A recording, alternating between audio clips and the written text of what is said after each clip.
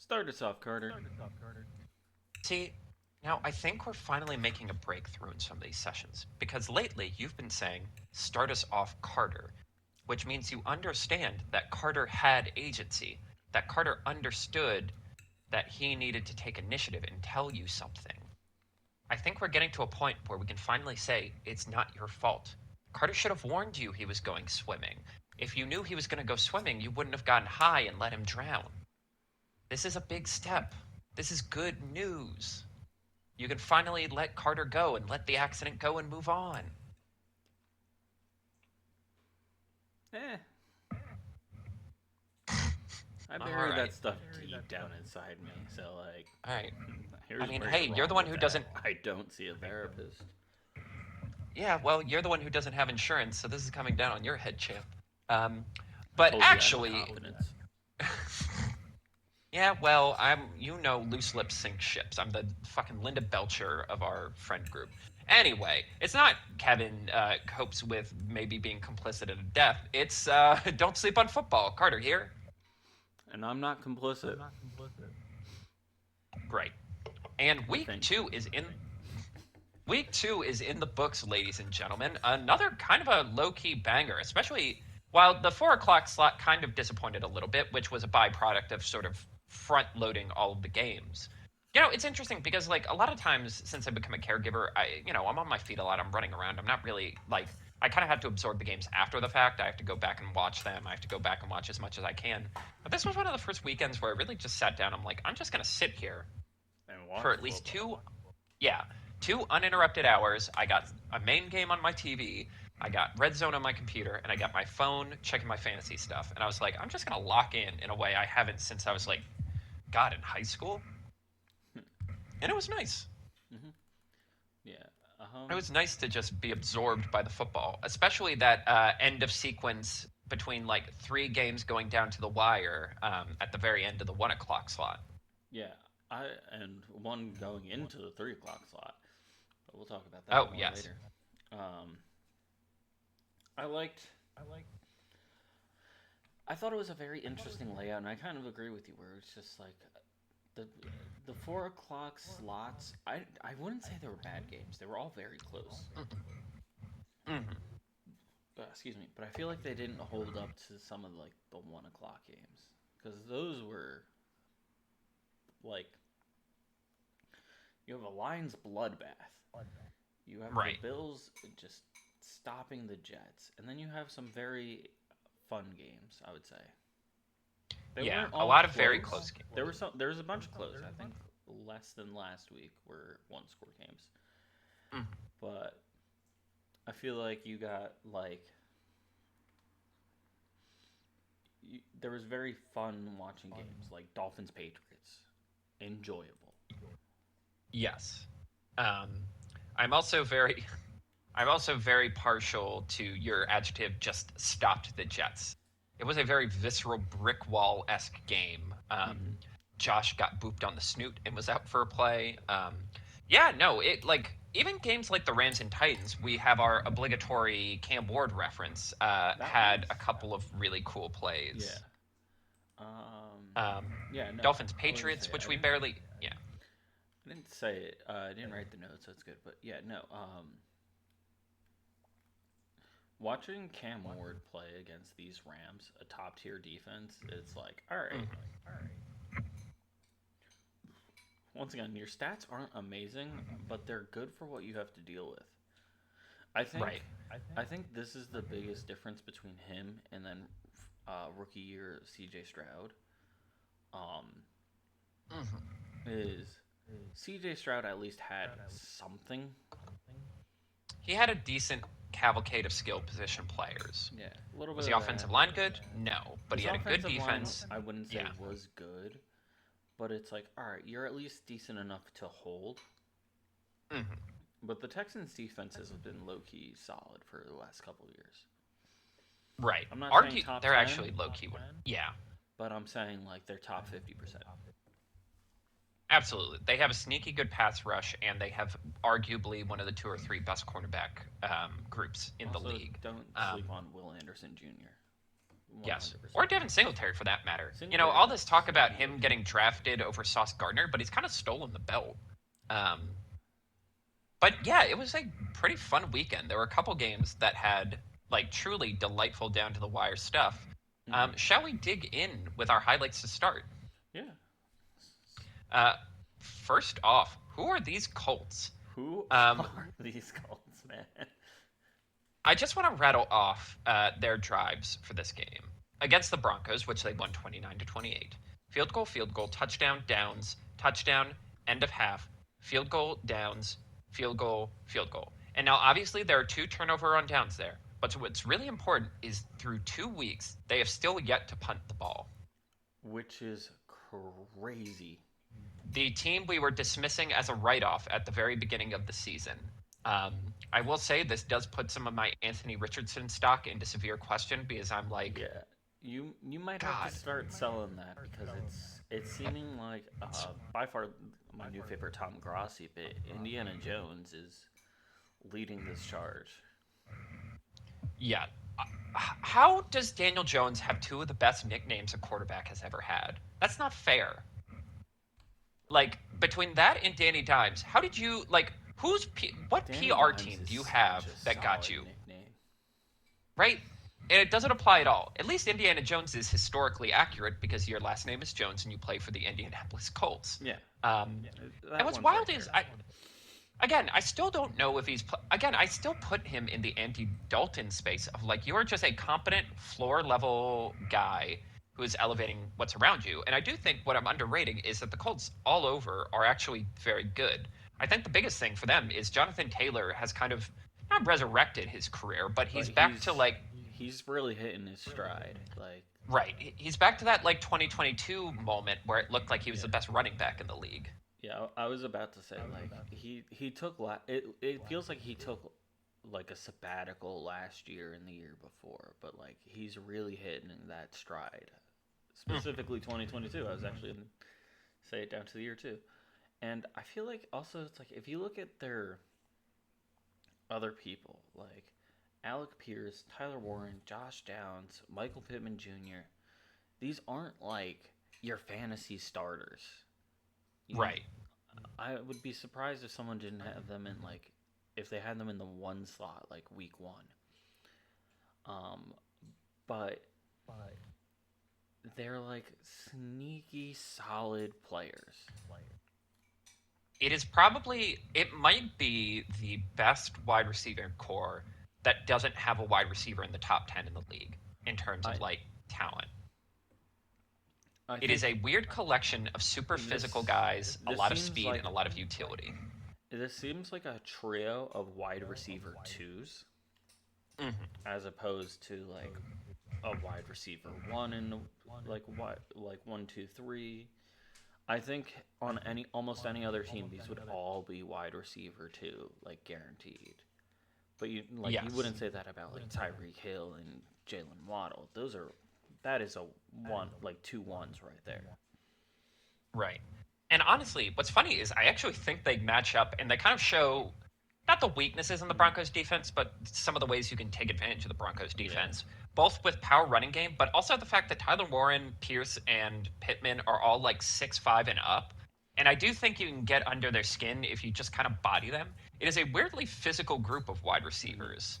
Um, and yeah, that kind of just ended up becoming the tone of the game. Short, either dink and dunk, a handful of deep shots that stretch the field out, and then just kind of bullying them on the ground. They're averaging 5 yards a carry. Mm-hmm. Um, and this was a much better game. And honestly, it was a much better game by the Broncos offense. Last week, was frightening, to say the least, for people who have a lot of Broncos stock. Like, Bo Nix looked lost. Today, he at least looked competent. Yes, I Again, wouldn't. still a bit of a game manager, a bit of a, you know, It game, it went from safe being floor, but like scary on what his future could be to like right. Did we okay back the wrong he's horse? he seemed to have like an off week one, very cold start, but that's not the worst Mhm. case scenario. And I Right. don't think this wasn't a matter of the Broncos. I mean, it was a matter of like the Broncos losing, but I don't think I think it was more the Colts winning because the Broncos didn't look bad. Oh no, this was genuinely, arguably the most competitive, like where both teams conceivably could have won. Because even Dallas and New York, which we'll talk about, it's like, guys, let's be realistic here. The Giants shouldn't have been in this game. But Yeah. yeah, it did come down to a field goal at the end. And I don't know if you saw the weird final sequence. So basically, they're in a scenario where the Broncos are being forced to use their timeouts. The Colts have the ball at their 32 and are slowly dinking and dunking their way down the field. The Broncos realize they got to start using their timeouts to potentially have time left to win the game. And then, despite having all three of their timeouts, Denver kind of settles around Indianapolis kind of settles around the Denver 40-yard line to kick a 60-yard field goal. It's no good, but the Denver Broncos have a leverage penalty on them, which I believe is like when you like hop over someone. 45-yard field goal, it's good, end of game. So literally either team could have won here. I'm sorry, I literally just hit my mic. And it, it's it's so funny that it ends on such a weird note because I'm like, these two teams were shockingly equally matched the entire game, and then for it to end on a weird like lawyer ball moment was fascinating. Yeah. It was.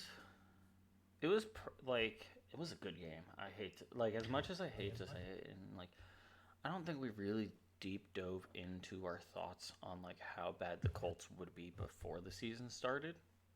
I'm glad we did not carve out time to be like, oh, look at these fucking We idiots. yeah, like if we did like a tier list, we would have definitely put them towards the bottom, and we'd be eating crow about it. Um, Yeah, I'm glad we don't have to do that. Other than I'm like, yeah, I guess Anthony Richardson really is that bad in practice, huh? yeah, but it's I think this is just becoming a sneaky good team. Like I said, you got three wide receiver twos, and I don't know if I touched on it this season at all, but I've talked about it in the past, like with Stephon Diggs being on the Bills, where it's just like, yeah, he's not gonna produce results his last season there because he was their only like distance option, and so teams were just like, all right, cornerback, safety, make sure he doesn't get the ball. That was all they had to do, and they made him soft. Um, Mm. where it's like you don't have a standout individual out of these receivers. Like you got Josh Downs, but Daniel Jones throws. So you can't really be like, oh, it's going to be just Josh Downs just running it the entire game. So it's like, all right, we have three equally plausible options. So our plays are going to be relatively balanced as opposed to hurl it down the field to Stephon Diggs. Right. Yeah, no, it is like again, it is weirdly I don't know because again, I just like assumed they were gonna. It's one of those teams where it's like you assumed they were gonna be bad, but in a boring, sad way, so you didn't even factor in. And as you're looking at it, you're just kind of like, oh wow, they really did just sort of like stockpile talent, and like I don't know. They're going. You know, they have another big game this week against the Titans. I do think the Titans defense can get under their skin in a way that'll be interesting. And I do think like if they take a 3-0 start and like basically already have the division not locked up, but a huge lead on all three other teams, I don't know how we can deny them. Even if I still am 100% like, Yeah. all right, when is the pumpkining going to happen? When does the clock strike midnight? Yeah, we could still doubt them, but they're having. I mean, we we won't deny the South divisions are the worst divisions of East Conference. Yeah, excuse me. I don't know. I'm warming up to the NFC South. Um, but do you think it is better than the East, West, or North? Well, when you say it like that. That's the argument. It's not. It's not.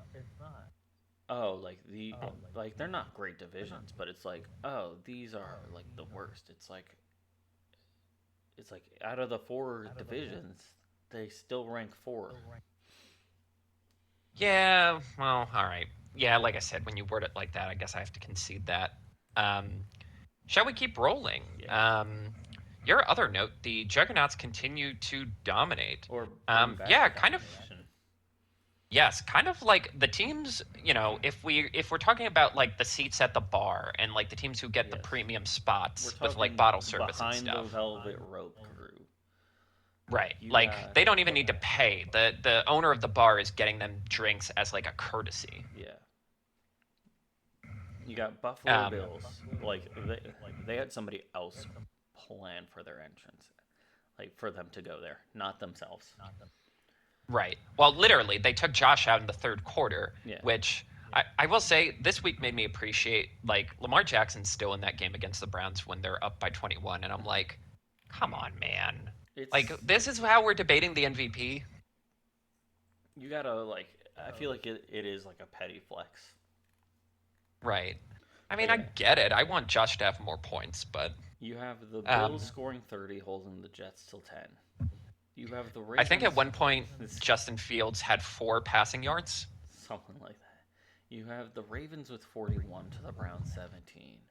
While Miles Garrett was a problem for like Derrick Henry, and Lamar didn't have the most running of Right. or rushing of his career, um, passing game still deadly. Yes.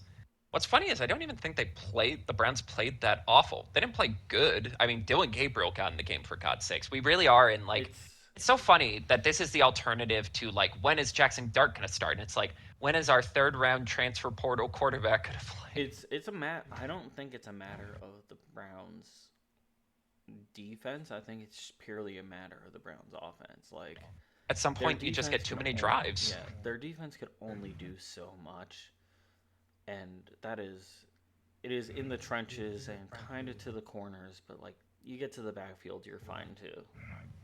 Mhm. You got like this Um, 15-yard stretch where it's almost like an iron wall, and that's about it.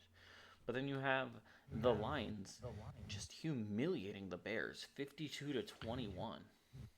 Another game where I'm like, I turned it off for a second and I thought it was close. It was literally 7-14 for a while. And then I think it was Yeah, like I had red fourteen zone twenty on, one, and And then I'm it just was like, oh, like the every game's other over. play was the Lions.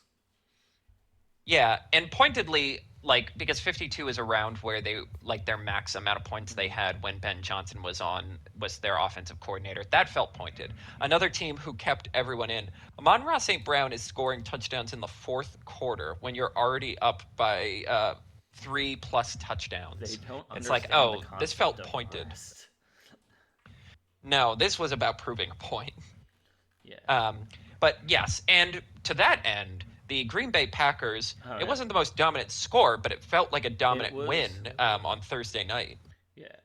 I wouldn't say it was a super dominant score. I mean, it clearly wasn't 27 to 18. But the Packers But it felt looked non-competitive. strong. Right. It felt like God, you know, uh, the Commanders can't buy a yard right now, and it does make me feel a lot nicer about the Lions. Where I'm like, maybe the Packers defense is just the best defense in the league this year, and we shouldn't have rushed to judge the Lions based off, basically preseason week 5. And do you want to know the Um, inverse of that? Where yes. it was a bigger lead, or yeah, bigger gap, but I felt like it was a less dominant performance.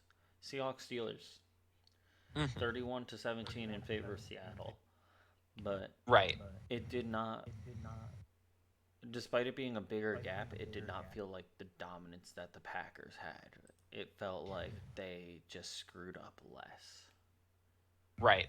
Well, to that end, I did want to bring up one of my low lights, which we can cover now. Is I guess the Jets and the Steelers were both kind of bad. Like the Jets had a truly stinker of a performance against the Bills. Again, Josh was out midway through the third quarter, but also the Steelers and like the Steelers didn't look great. They cannot really run the ball, and despite spending more on their defense than any other team, like salary cap wise, like the percentage of the cap.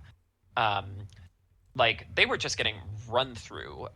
Kenneth Walker is having his, customary 3 games where he looks like the best running back in the league before he gets hurt again.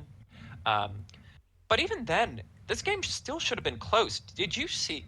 And like, I'm really liking the new kickoff rules. I think it just makes the game so much more fun. I just I'm like. I like it. It's a dynamic play. It's exciting, even It if it. is it is more exciting. I won't deny that. I I think this year it's really hitting their stride compared to last year. Right. I They adjusted still it to just don't incentivize the like kick that you more. can't do a Surprise onside kick. onside kick. Yeah, Well, I completely agree with that. I feel like ruining that ruins so much. Like you could do the fake punt still, but the Mhm. surprise onside kick is, in my opinion, one of the most electric plays of all football. Well, tell You you get what, that off successfully, yeah. insane. Well, exactly. Here's my stance. The reason why I wanted the kickoff rules to change again, because I was tired of seeing it go through the end zone, is I hate any rule that erases an important part of the game's history. And obviously, there's some exceptions to that. You should not be able to clothesline people. That's just a that's just a dumb safety thing. Yeah, but I love But a it's good like, clothesline. right.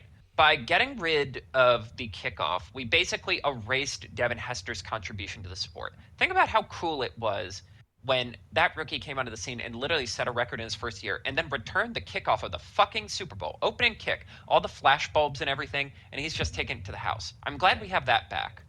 But that alternatively, does we've feel gotten. back. Yes. But alternatively, we lost the Saints Colts Super Bowl, where they kick an onside kick, which I missed famously because my mom wanted to watch the Puppy Bowl and we didn't know when the game was restarting. So we just see the Saints scoring a touchdown and we're like, how the fuck did this happen? Um, but anyway, like that's why I want the surprise onside kicks back. But anywho, so what happened in this game was the Seahawks defense ended up scoring a touchdown because as a part of the new kickoff rules, you can't just let the ball bounce into the end zone. You have to physically down it yourself. George Halani, the new, I believe he's a rookie kick returner for the Steelers, did not know this. He watched the ball go into the end zone and then started walking to the sideline. So the Seahawks players just started sprinting to the ball and ended up getting a free 7 points. You Hmm. take that away, and it's like maybe the Seahawks still win, but that's like kind of ended up being sort of the momentum breaker for the Steelers. For the, that was at like 12:46 in the fourth quarter. That's a 10-point swing between that and the field goal the Seahawks kicked just before, and then it's like it's over. Yeah. Um, but yeah, a week for the Super Bowl sort of favorites, the betting favorites, to all kind of just take care of business, Hmm. sometimes in flashy, flamboyant fashion, and sometimes in unremarkable lunch pail fashion. I'm looking at you, Um, Philadelphia Eagles. yeah, honestly, that was more I just the melodrama, and we didn't even Oh make my this a no. gosh, We might as well just cover it here. that The was fucking melodrama the about the tush drama. push. The drama about the tush push is hilarious because it's like, all right, you have the team admitting it's like, yeah, we were probably false started, we probably were offsides, but if they don't call it, we're gonna do it. Right? It's that simple. You And know what? Here's my counter, and here's like my point to that end. Like the entire mantra of the Legion of Boom, the entire mantra of the Seahawks defense was we are effectively going to commit pass interference on every single play to start the game and basically dare the referees to call it yeah, going into the fourth quarter. I'm like, that's how the sport has always worked. See how it's much you can get away with and then do it. yeah, and the whole argument of just like everyone being like, oh, it makes it not fair. It's like, yeah, but Eagles notoriously not liked by the refs. Um, very soft penalties get called on them very frequently. Like I would say, way too frequently for like Super Bowl winning teams last Mm. year. But yeah, if the refs aren't calling it, it's the whole WWE. It's like I'm gonna poke him in the eye when the ref's back is turned. The ref didn't see it, but everybody else saw it. Right. And it's like, and the And, ref's just like, I don't know what happened. Why does his eye hurt? Crazy, am I right? It's just like that. weird. Well, and also it's just like the fucking and you could tell the commentators got a note to complain about this. Hmm. Just how sour they turned as they were like It was tush pushing the brutal. game away. And then like the was it Schefter who was just like this game was over in March when they voted. And I'm like, Yeah, well, I someone think the like game that. ended when the Kansas City Chiefs couldn't score more than 17 points. I'm sorry. If your defense holds another team to 20 points, you need to win that game. Like the I Eagles think offense did not cloak themselves in glory during this no, game. And it I'm was like, not you a can't score dominance. 3 touchdowns? They're 4 quarters. That's less than a touchdown a quarter. You can't figure out how to do Yeah, that? I think 24 or 20 to like 24 points is that like bare minimum of like if you are not like A if you're good an team. offensive oriented team, that is a terrible game for you. If you are a defensive oriented team and you hold them to that much, Mhm. you look a little soft. Right. Like Josh Allen was scoring like 24 points a game with John Brown and Cole Beasley as his starting wide receivers. yeah, What are we doing? Patrick Mahomes, you're supposed to be the GOAT. What are we doing here? yeah. That game, It's just whingy. yeah. Just so whingy. The only other thing I have to say about that game was it's specifically about Jalen Hurts throwing 101 yards. Have you seen the clip that's been going around Yes. online? And I Where am like Chris, on one in one respect I respect you for saying that. But on the other hand, buddy, I made you a it's premium pick in fantasy. yeah, Please, I'm dying here, man. I'm Chris down to trading Jones, Pokemon cards. defensive lineman for the Kansas City Chiefs, was complaining to Jalen Hurts as they kneeled it out. It wasn't even like a middle of the game. It was as you're kneeling it out. He's starting to talk trash. And he just goes, "Ah, you didn't even throw for 100 yards." And Jalen Hurts, with the most Jalen Hurts response, honestly, based off of how this guy's, honestly, if he wasn't a football player or like a major athlete, I would say this guy is probably a psychopath. And he just Yeah, goes, I don't want to get sued for like slander, but yeah, he's really giving off like his he's got some mentality. darkness under those eyes. His mentality is great in a team aspect because he does not care about his own stats. His response to Chris Jones was, "Yeah, but we won, so shut up." There's a couple explicits thrown in there too. Right. Um, I do think deep down they kind of get off, for lack of a better word, about like winning despite not putting up stats. I think yeah, it because like the league is so annoyed about the tush push and so annoyed, like the Jalen it's Hurts litigation is so tedious. I think they kind of like that they're not doing it. yeah, and it's also just a matter of it, they aren't stat farming, which pisses off everyone in like the fantasy world. Exhibit A, Say Carter. that again. Um, Mhm. but it's like, yeah, no, we're just out here to play football and win the game. That's it. That's all we want. And Right. you gotta respect that from like a legitimate fan point. There's no egos. There's like every game last year that AJ had a bad game because like Jalen wasn't throwing to him or anything like that. Everyone's like they're fighting, and AJ's just like, nah, we had dinner last week. He just didn't get it to me. I don't know why like you guys are assuming we're fighting. And it's like, Mhm. oh, they hate each other, and AJ's like, I was just telling him I was open at the on the end line, like on the sideline. Why do you think we're fighting? I have to yell because people are cheering. Why does this whole team have such weird vibes? And then Barkley is just like the most like, yeah, let's go get them, guys. Energy of Yeah, like any Eagles player I've ever seen. yeah. No, It's I a mean cavalcade of they're all weirdos. kind of Well, like I that. guess It is, Devontae. as I say, Well, I guess Devontae. Devontae Smith's kind of normal, but like he just doesn't talk a lot. They are. There is a lot of weirdos on this team. I won't deny that at all. But Right.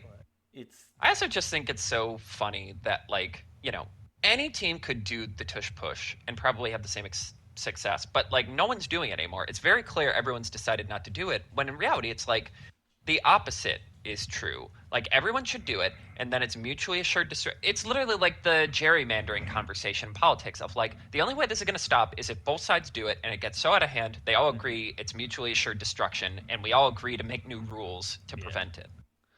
Because if one side is doing it and no one else is, why would the other side? Why would that side stop? They have no incentive to. Mm-hmm.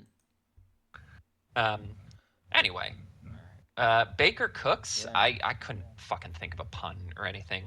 Um, yeah, so very fun game on Monday night. One of the two I Monday night yeah. games. I liked it for the Monday night slot. I wasn't. The other game I wasn't more, like as thrilled about, but I liked this as a solid Monday night game where it was a fun football game. Yes.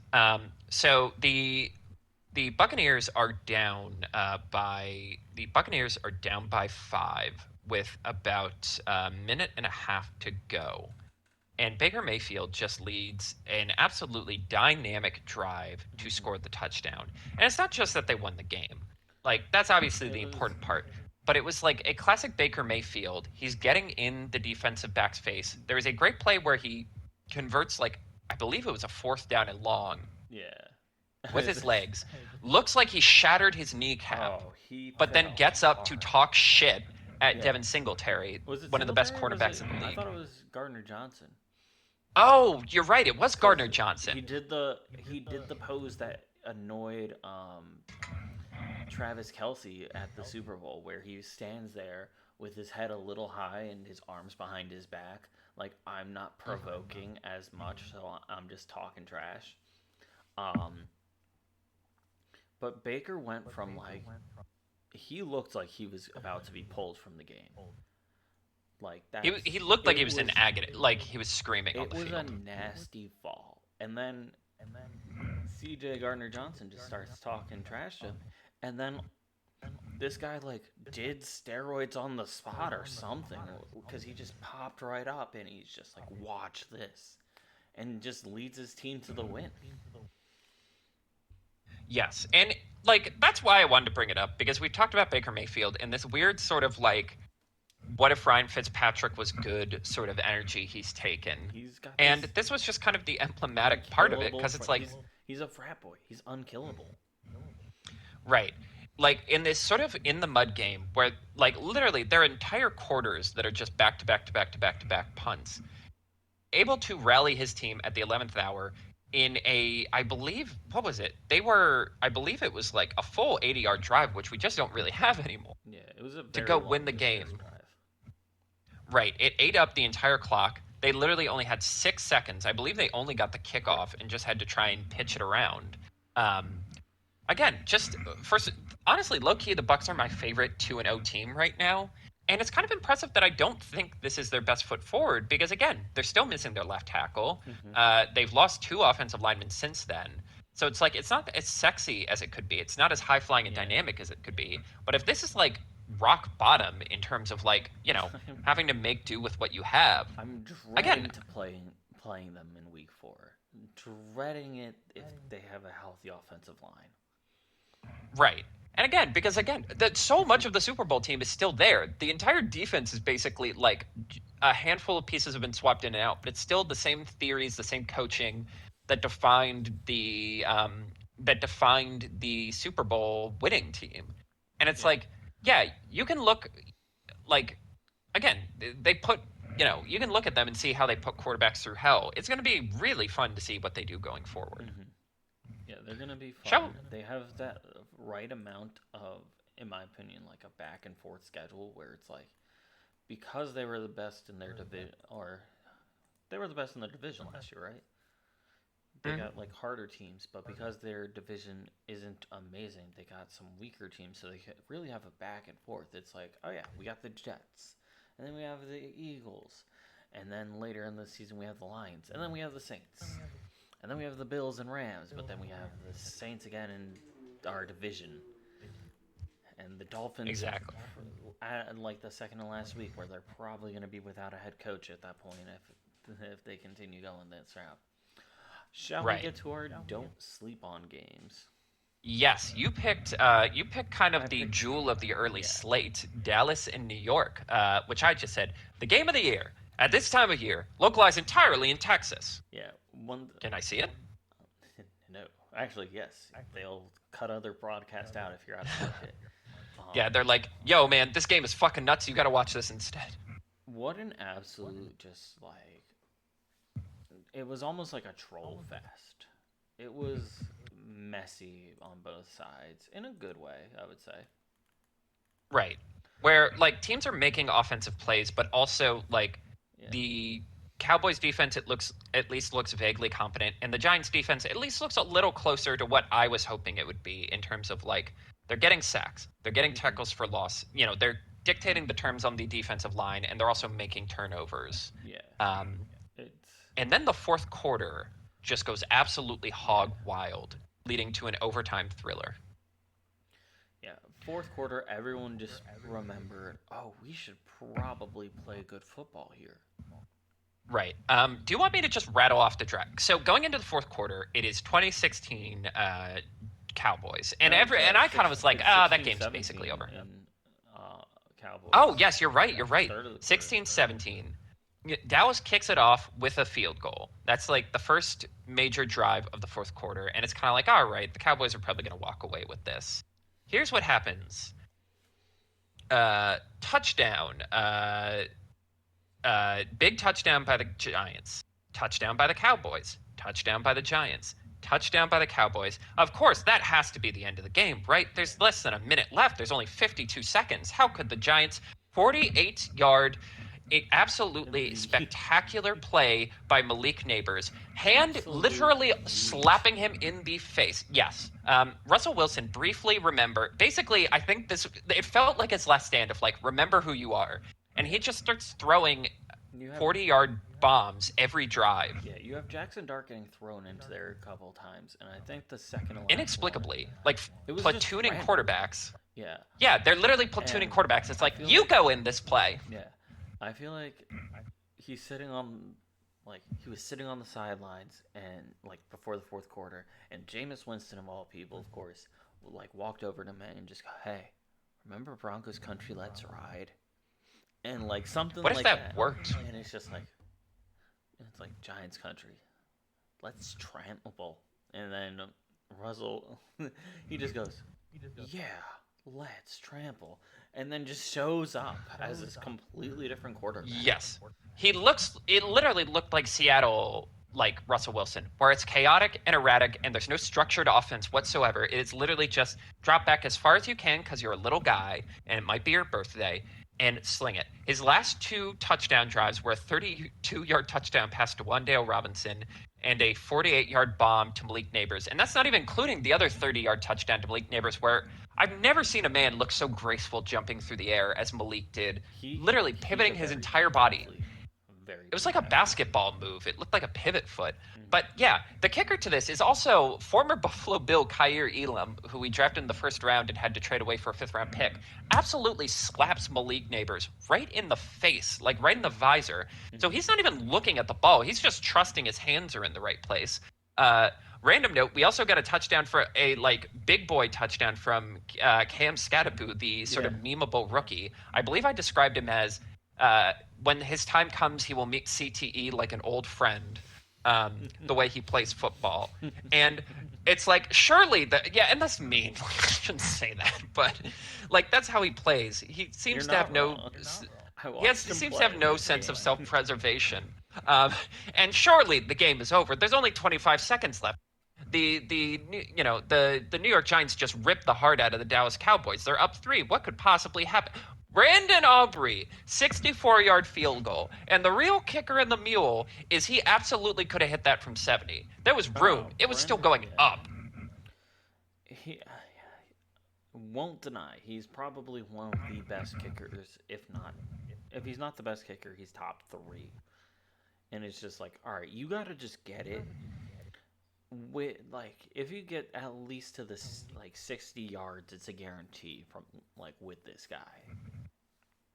The best conversation I've seen this week is, and you know what, college, like I'm not as big a college guy, obviously, but it really is striking, like how they get it right, where it's like every position has an award. So like, you know, because it's like, can you not argue that Trent Williams is just important to the 49ers success as McCaffrey or whoever?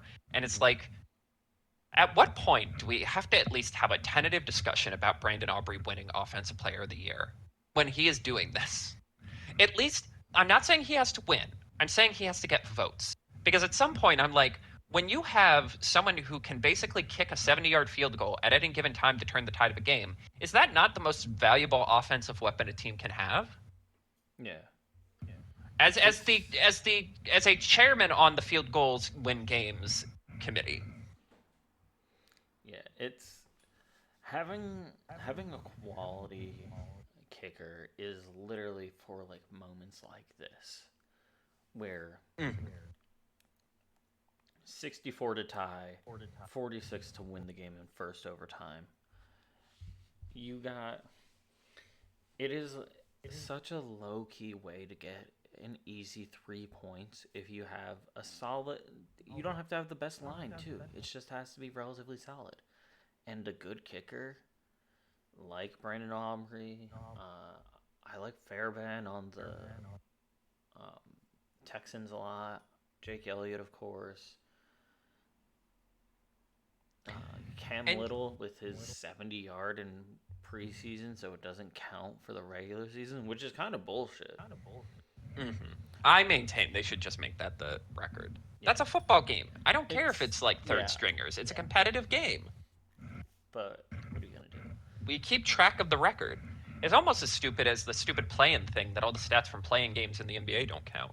Which it's Mm. like that's literally the playoffs. But anyway, it's almost a bummer. And of course, he kicks the 46-yard field goal to win the game. Easy. I'm almost sad.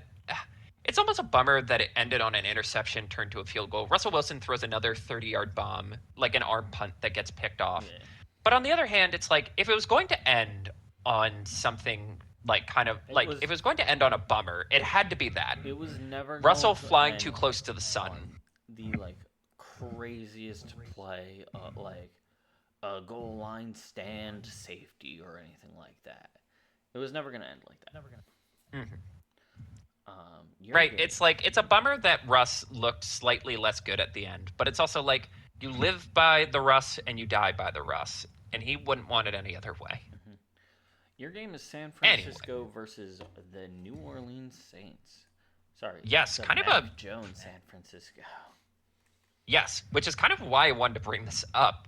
Like again, a part of like the whole Shanahan thing is that he can take an average quarterback, someone who's just okay, and sort of elevate them to greatness. That's always been a selling point. They tried once to break that mold by drafting the raw physical upside of Trey Lance, and it didn't work because he didn't have enough reps, and they ended up pivoting to Brock Purdy. I So, I will say this does go against my typical like Brock theory or Brock Purdy theory of you just surrounded him with so many good players. It's easy where half their team is hurt. right, they also didn't have Kittle this game. Brock Purdy was out with turf toe. Is he the Something. one? Is that what No, he's dealing with? Burrow I has can't. turf toe. Oh my god, so many fucking injuries, man. But yes, while you had Christian McCaffrey and he is healthy, you are down Brandon Ayuk. You're still down George Kittle. Your leading receivers are Ricky Parasol, who's effectively a rookie because he missed most of his rookie year with a gunshot wound, and Juan Jennings. Um, and yet he looked efficient. He was averaging 7 yards a throw, 3 touchdowns. And again, the Saints aren't necessarily the best defense in the world, but Mac Jones, who I believe the last time we really saw him in serious football games, not including that brief stint in Jacksonville, was him getting stiff armed into the like shadow realm by a Mm-hmm. defensive tack. Do you remember that Patriots game?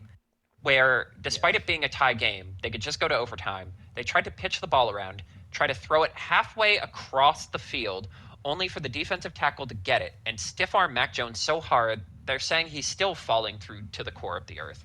And yet he just looked competent. He looked able. And it's so Mm-hmm. funny, and I wanted to bring this up as a sleeper game because famously, when the 49ers traded up to the third pick in that draft, there was a quiet idea that they really were warming up to Mac Jones. And everyone's like, you traded all of that for a journey, like a game manager? Yeah.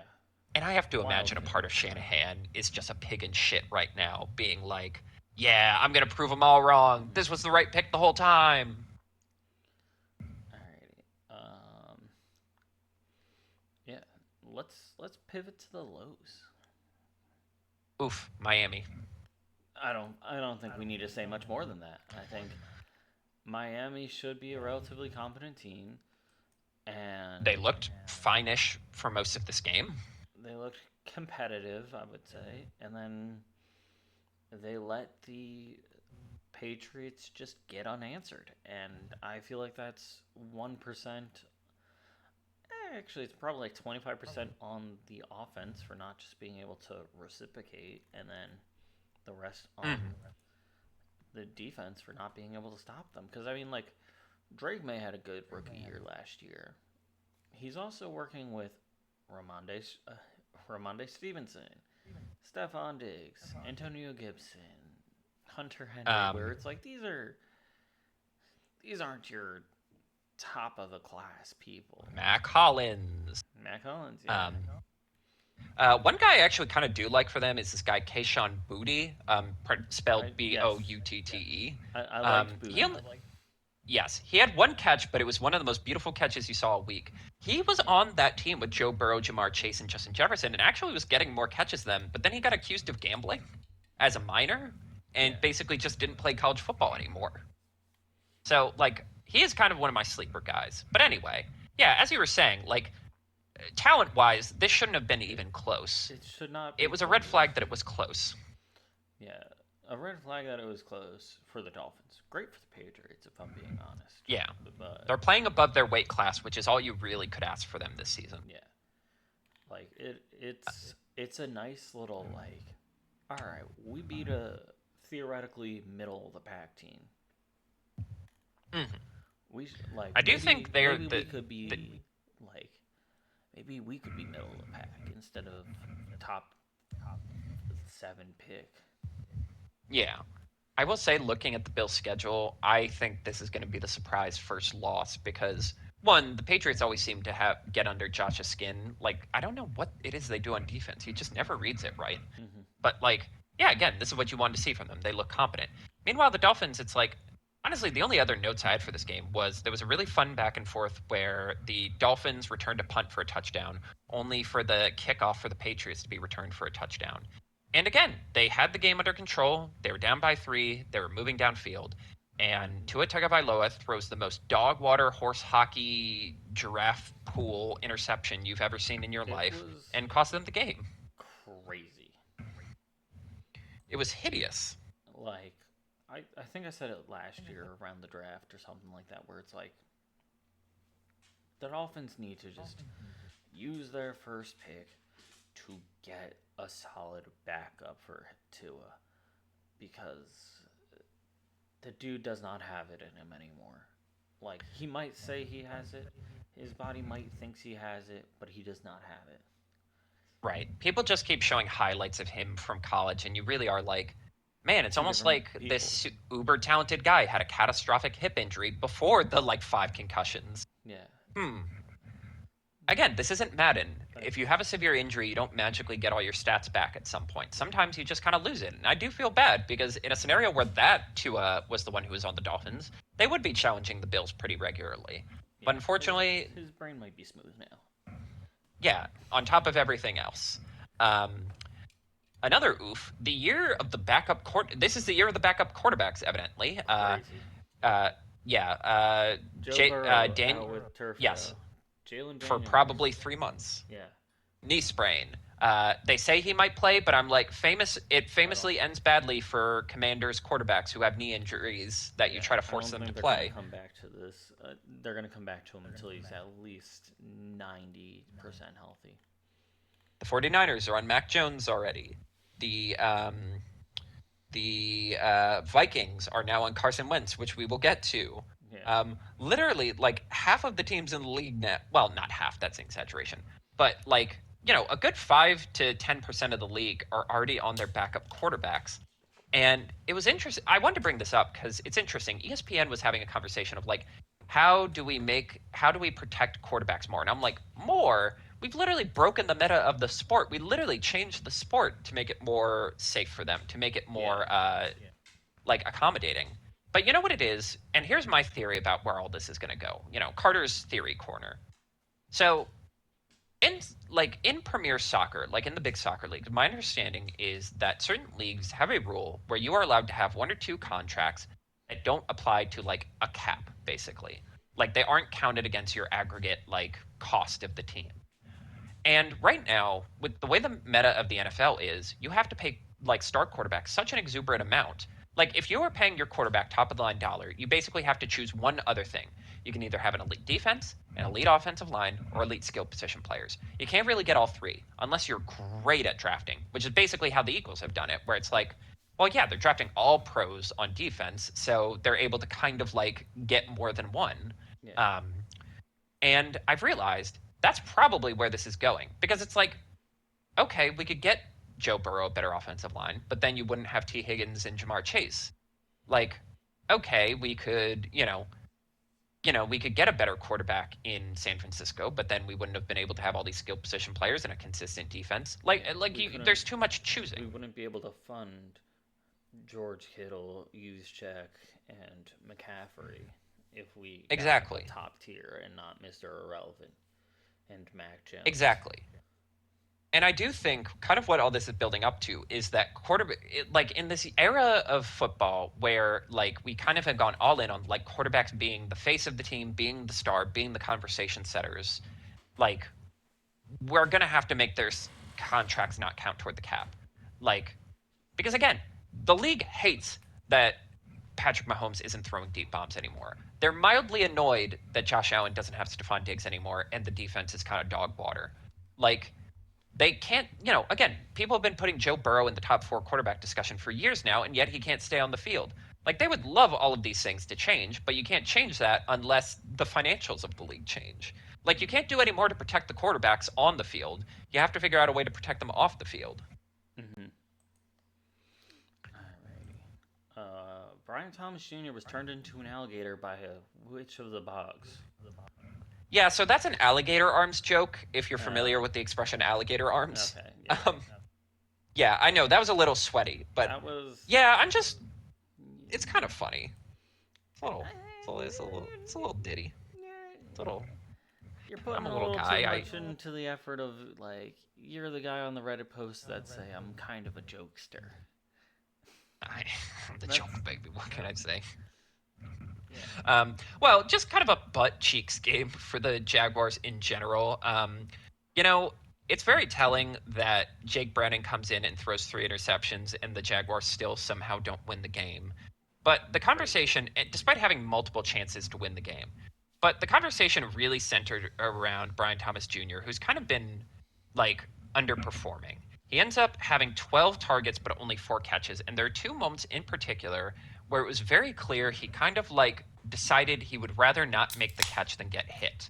One of them led to an interception where he's going across the middle and kind of like clams up his arms, which is where the expression alligator arms comes from. Mm-hmm. And then there is another where he has a chance to score a touchdown and doesn't go for it.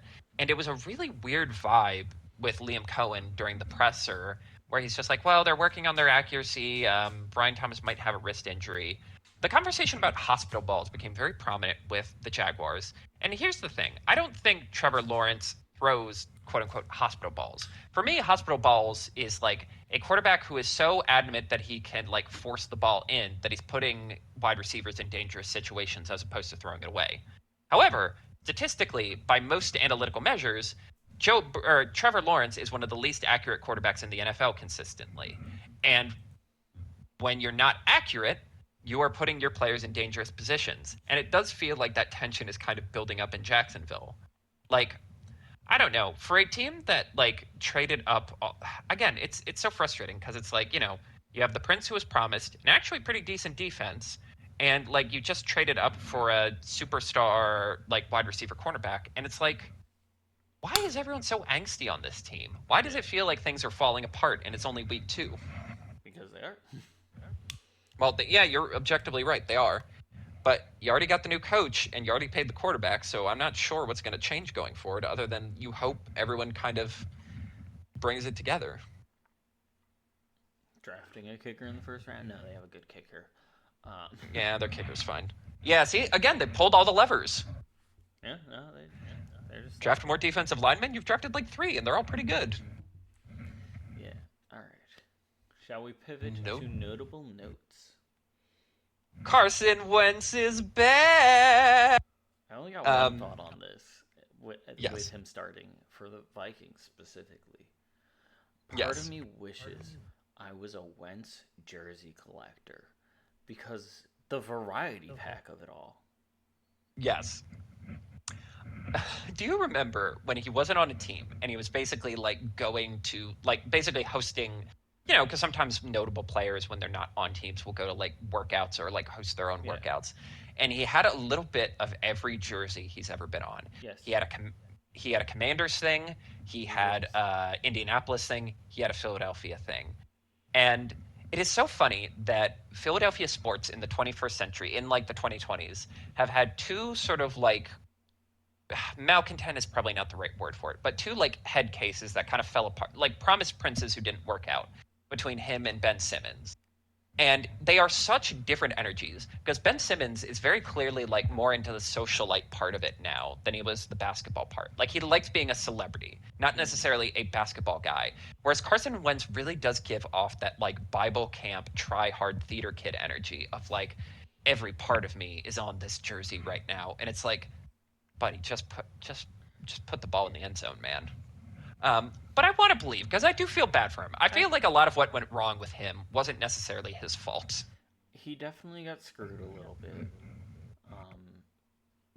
I just yeah no, it's kind of funny he's starting for the Vikings now, and it's just like part of me wishes it was like started collecting his jersey years ago, where it's like, all right, Eagles, Commanders, Rams, Colts, Chiefs. It's like just that like color spectrum, let alone variety. Right. Vikings now, It's right. I believe they are going to. I believe the stat is he's going to be one. He's going to be the first quarterback to start is he for going to be the first six one? different teams He's going to be the in first one six to different years. complete Roy G. Biv with his jerseys.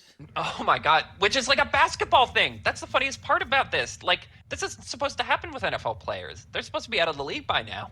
Like, this is a thing you do in basketball where it's like, wow, you're not like destroying your body. Obviously, your Yeah, knees hurt, but like, you can kind of, Shaq can kind of just putz around for an extra like 5 years and be like, I guess I'm on I'm the tall. Suns now.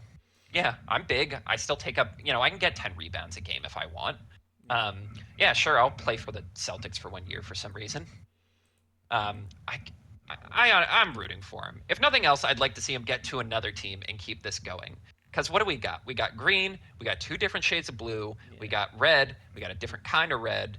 Well, Well, all right. We'll you call can. Commanders gold. Yeah, I was gonna say you can argue that one of the like either the Commanders or the Rams is Is yellow. yellow. All right. So we got red, yellow. We need an orange. Who's orange?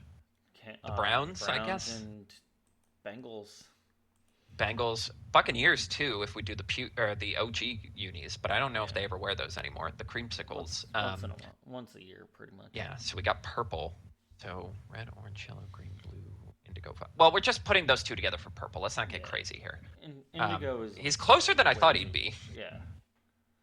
No, it's Right. kind of Indigo and the green lane. Yeah. In the lantern spectrum, it's compassion, which is like we couldn't think of two purples. Okay. yeah. No, I like the. I was gonna say I think getting a Wentz pride jersey would be hilarious. Especially because I'm pretty sure he's like very, very like conservative religious. So I think it would Oh also yeah. annoy him, which would be funnier. Um, Yeah. drama in Chicago. We'll keep it brisk because we kind of ran long, but I wanted to bring up, especially as they just got beaten down. Tyler Dunn, who is like a sort of investigative NFL journalist. He has a Substack. He did the big article about Sean McDermott, the one that revealed the 9/11 thing, but it was mostly about how people inside Buffalo don't believe he's capable of winning a Super Bowl because he shrimps out in critical moments. He did a piece on Caleb Williams that I will say kind of felt like a hit piece, but it was basically like, that piece came out where Caleb was saying, like, yeah, we didn't really get coached last year. It was rough. Basically, this was the counter where, like, a lot of anonymous sources who worked with the coaches were like, they tried. He wasn't he wasn't taking it seriously. He was having trouble understanding the defense. He can't do motion. He's very bad with, like, his pre snap reads and checks and, like, organizing the offense. There was a crazy little note in it that, like, they're pretty sure he's dyslexic. Like, they were Hell like, yeah. he might literally have trouble reading this, which, and to I that love the end, that Ryan representation. Poles hid that. Yes. That Ryan Poles hid that from the team. And basically, it mostly frames one, Caleb Williams as someone who doesn't take this seriously, but also like Ryan Poles as being like a hack and a manipulator who like decided he wanted Caleb Williams and basically rigged the draft process to get him. And I don't know. I'm of two minds about this and like I'm being a hypocrite because I took the Bills one as gospel, like I was like, this is absolutely true. Whereas this one I'm more skeptical about. But like, no one had a like immediate reason to come at Sean McDermott. Like, no one cared. Like, who cared that he threw Ken Dorsey under the bus? And like, no one's rushing to defend Ken Dorsey's Maid Marian honor. Like, that felt more unsolicited than this. Whereas this felt like a direct thing of like Shane Waldron and Matt Eberflus being like, "You fuck us, no fuck you." Um, on top of that, it's like I've seen Caleb Williams succeed before. I saw it multiple times in college. I've seen it sporadically in the NFL. Whereas like Matt Eberflus, I've seen you burn out with two other quarterbacks before him, and Shane Waldron. Your own players in Seattle seem non-committal about your like ability to coach them. So like I don't know. Also, like the idea of like, oh, Ryan Poles rigged the draft process to get Caleb Williams the first overall pick. It's like, okay, but like, let's think about this. Going into the draft, he was considered the consensus number one overall pick. You'd have to be stupid not to draft him, is what they said. And like, the last time the Bears got first dibs on the quarterbacks in a draft, instead of drafting Deshaun Watson, who at the time was like a very popular person before we knew everything else, or going with the risky upside of a Patrick Mahomes, they go Mitchell Trubisky, who at this point was being projected in the third round. Yes! Like, you know, Chicago has gotten heat before for overthinking it. I don't know. It's just interesting, and I do think it's coloring a lot of how people are like analyzing Caleb Williams' sort of shortcomings so far this season. Caleb Williams has inexplicably become the most political player in the NFL because and you know, it's because he paints his nails and he's a bit effeminate, but like, you know, it really is like he's replaced Justin Herbert as like the, you know, people have very strong opinions and will scream at each other about said opinions. Mm. Um, All right. yes, your question of the week. It's QB backup week, so I ask, in a nutshell, if you could put any other backup that's not currently slated to be in, who would you put in? Well, I would have said Carson Wentz because I just want to know, especially with McCarthy underperforming. But Yeah. I got my that's a good answer question. is I want somebody to replace Stafford. I want to know how much is Stafford. Right. I do think honestly that would probably be the fastest way to like really evaluate the crazy shit Matt Stafford does on a game to game basis. I think He's really the master of like his stats are okay, but when you watch it, you're like, this man is a I think wizard. it would be a very fun way to tell because Devonte Adams, Puka, Kyrie Williams. It's like, all right, you have like a solidish team, Mm. like or on the more positive side of solid. I don't want to downplay them, but let's put Jimmy G or Stenson Bennett in there and see what happens. Right. I feel like you'd have to play both of them just to know. Because again, Jimmy G has proven he can be at least baseline competent. Yeah. Um, I would almost want to see like yeah, I'd want to see sort of what else can be done there. Oh, this is good. Hmm. I'm gonna go. Yeah, I'm gonna go with. Shoot, shoot, shoot, shoot. Oh man, this is tough. This is tough. You know what? Screw it. Here's what I'm gonna go with. Is it Tyrod I Taylor? am Well, I kind of thought because I feel bad for Tyrod. He's much better than his legacy will say. Like, you know, dude grinded out. He's had a lot of bad breaks. He got a concussion on the Browns. He got stabbed on the Rams. He got the Bills to the playoffs and then got like shanked, metaphorically, not literally. Thank God. Mm. Um, a part of me just wants to see. I would love to see a year of Malik Willis. I kind of would like to see because again, he actually played really good last year. They were really good.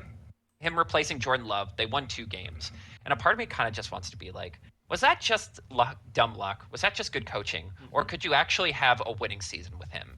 Because again, he was a guy who had high regards coming out. Like, it was a weak quarterback class, but they're like, yeah, this guy has all the physical tools. Like, a team could draft him early and sit on him. Yeah. And, like, maybe he'll work out. And I would like to see if just, like, being in a adult NFL space without the pressure of starting, he's a reverse Trey Lance. He had no pressure on him because he fell to, like, the third round. So, like, you know, he's actually just been able to sit and like learn how the NFL works. I would like to see if all of that is rubbed off and he could actually be like an exciting sort of, you know, diet, like diet Josh Allen, Drake May of like big physical guy who rumbles and bumbles and throws the ball far. It'll be yeah. It'll be an interesting thing. All right. Yes. Shall we move on to next week? Now it's my time to shine. Yes. Big games. Schedules are. Oh Give us yes. your information. Big games for next week. Thursday night football. Bills versus Dolphins. would hope it Yeah. would be more competitive going into it, but the Dolphins look like they pooped the bed 2 weeks in a row. Yes. Can't really be Yeah. upset. The thing Um, about the Bills divisional games is basically every team they play one game very close that causes you frustration, and then they blow them out another game. mhm. We'll just have to flip a coin and see which one this is. Yeah, we got Eagles Rams last season rematch slash last playoffs rematch in the 1 o'clock slot. I feel like it should be a 4 o'clock slot game. Right, that feels like an artisanal game. Yeah, that's a little bit more specific. Sunday night football. Ooh, this is the worst one yet. Chiefs Giants. Why? Although Obligation to have a New York team get a primetime game. one of these teams will have their first win at this game, which is hilarious, and it would be more hilarious if it's the Giants than the Chiefs. And then Right. Monday Night Football. This is a Sunday Night Football game. Lions Ravens. Yes. Premier game probably should have been the Super Bowl at least once in the last 3 years. I Correct. believe the last time they played, the Ravens kind of put the hurt on them, so I'm curious to see if the Lions can sort of rally back Mm-hmm. and show them the what for. Yeah, Um, that is this is a juggernaut matchup that I'm excited for. If it goes, if either team scores more than 3 touchdowns, I'll be surprised. I'm right. expecting this to And be then, like a either like a super high scoring game or like 10-7. mhm. And then the rest of the slate. I will say this is the first slate where I am kind of. We finally gotten to the point where I've seen enough of certain teams where I'm like, yeah, that's a football game that's happening. I like I will Chargers say it happened a Broncos week later. for Yes. Oh yeah, there's still some good games. Titans Colts will be fascinating. Falcons Panthers could be fun, but there are at least one or two where I'm like, this feels more like a formality already. mm-hmm. What is your don't sleep on game? So my don't sleep on game is Las Vegas versus Washington. I feel like they're both 1-1, which is kind of fun, and it's a 1 o'clock game. Um, Vegas has this whole redesign going, so they're not quite the same bunch of losers they were last year. Um, they're kind of hovering around it, but it's not the exact same. Washington, good week one, not a good week two. Granted, they were against arguably the top dogs of the league last week with the Packers. So I think this is another let's get you back down to another team that's a distinct lower tier than you. And then when you play like the Falcons slash Chargers in weeks 4 and 5, that's when we're gonna get to a little bit more of a middle caliber, like on pace with you, as opposed to fighting somebody you're out of their weight class or they're out of your weight class. And you have Yes. a fun game. Yes, I have Jacksonville, Houston because there's a lot. Houston is 0-2. Jacksonville is a really sad 1-1. This kind of sets the terms for how the AFC South is going to go because if Houston wins, every team and the Titans lose, the Colts have a 2-game lead already on every team in the division before we even really start getting into our comfortable pace. This is a game I think is going to be surprisingly challenging for the Texans because, again, if there's one thing Jacksonville has, it's a really good pass rush. But at the same time, I'm also like, with the anxiety of Brian Thomas Jr. right now, he's going up against Devin Singletary, or not Devin Singletary, uh, CJ? but Devin Stingley. Yeah. Yes. But yes, a pretty elite cornerback group from the Texans just terrorizing Brian Thomas Jr. I also Um, think this is an argument of, though, look who the Texans played versus look who the rest of their division has played. The Texans have had the Rams in week one. Jaguars had the Panthers. Um, mhm. that is two drastically different talents. And then Jaguars had a Joe Burrowless Bengals, which they lost, and the Texans had the Buccaneers, which they barely lost. So I think it's a matter of. I think the talent level is like that they faced putting Jacksonville in that spot, which I will say Colts beating the Broncos kind of an upset, but Colts beating the Dolphins theoretically was an upset, but now that you see them, not an upset. Mm-hmm. Shall we wrap it up for the week? Yeah, send us home, Carter. Well, I don't have to do shit because my game's on Thursday. I'm already done. Like, I'm going to be donezo before any of you have to care about football. Like, peace, you're all twinks. I'm going to go smoke some weed now, as the man said.